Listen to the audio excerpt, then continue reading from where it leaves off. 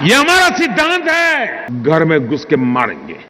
পানি প্রবাহ বন্ধ করে দিলে সিন্ধু নদে ভারতীয়দের রক্ত বইবে বলে হুঙ্কার দিয়েছেন পাকিস্তান পিপলস পার্টির চেয়ারম্যান বিলাওয়াল ভুট্টো জারদারি। সিন্ধু প্রদেশের শুক্কুর জেলায় পিপিপির এক সমাবেশে দেয়া ভাষণে বিলাওয়াল এ হুঙ্কার দেন।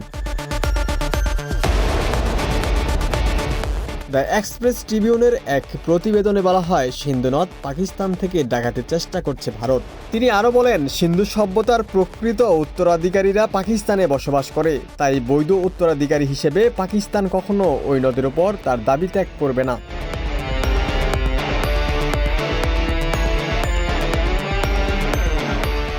পেহেলগামে হামলার অজুহাতে পানি চুক্তি থেকে একতরফা বের হয়ে যাওয়ার প্রতিক্রিয়ায় বিলাওয়াল ভুট্টো আরও বলেন, ভারতের প্রধানমন্ত্রী নরেন্দ্র মোদী সভ্যতার উত্তরাধিকার লাভের জন্য চিৎকার করছেন, কিন্তু প্রকৃত রক্ষকরা পাকিস্তানে আছেন। সিন্ধু আমাদের এবং এটি আমাদেরই থাকবে।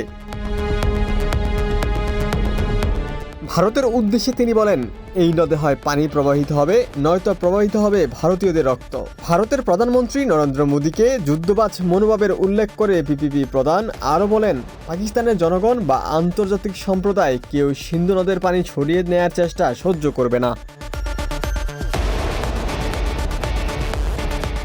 এর আগে গত 22 এপ্রিল ভূস্বর্গখ্যাত কাশ্মীরের জনপ্রিয় পর্যটন এলাকা পেহেলগামে ভয়াবহ এক সন্ত্রাসী হামলার ঘটনা ঘটে। এতে অন্তত 26 পর্যটক নিহত হন।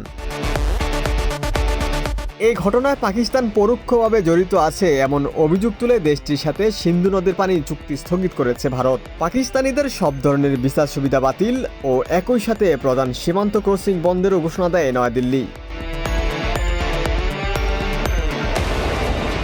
এর জবাবে পাকিস্তানও প্রায় একই সিদ্ধান্ত নিয়েছে। তারা ভারতের বিমান নিজেদের আকাশসীমায় প্রবেশে নিষেধাজ্ঞা দিয়েছে। এছাড়া সীমান্ত ক্রসিং বন্ধের পাশাপাশি ভারতীয়দেরও ভিসা সুবিধাও বাতিল করেছে। এমন পরিস্থিতির মধ্যে ভারতের জলশক্তি মন্ত্রী সিআর পাতিল জানান, সিন্ধু নদের এক ফোঁটাও যেন পাকিস্তানে না যায় সেই ব্যবস্থা গ্রহণ করা হচ্ছে। এদিকে পাল্টা হুঁশিয়ারি দিয়ে পাকিস্তান জানায়, ভারত যদি পানি প্রবাহ বন্ধ করার চেষ্টা করে তবে তারা তা যুদ্ধ ঘোষণার শামিল হিসেবে বিবেচনা করবে এবং প্রয়োজনীয় জবাব দেবে।